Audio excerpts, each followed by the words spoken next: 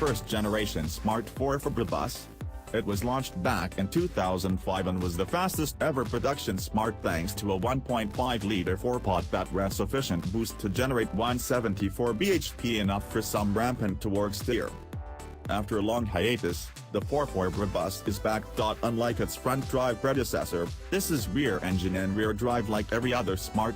Its 898cc 3-pot kicks out 108 bhp and drives exclusively through a 6-speed dual-clutch automatic box.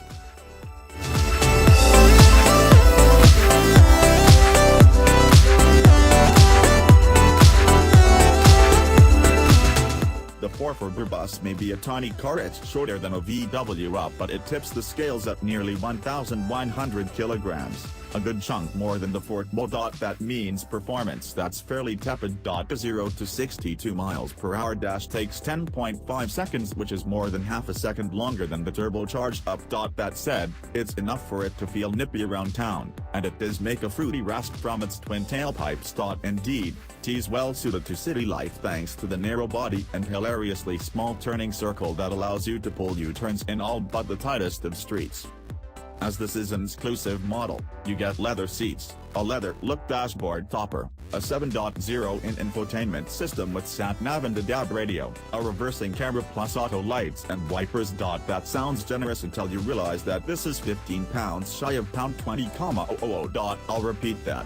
20,000 pounds.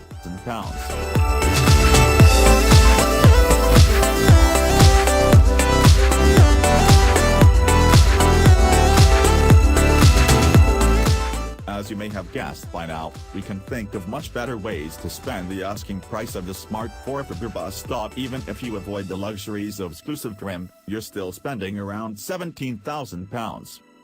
At the end of the day, if you're after a hot hatch, there are much better alternatives out there. If you really do want the smart, then save yourself several £1,000s and buy the Renault Twingo GT instead. True, it's also a distinctly average driver's car, but at least you're not wasting quite so much money.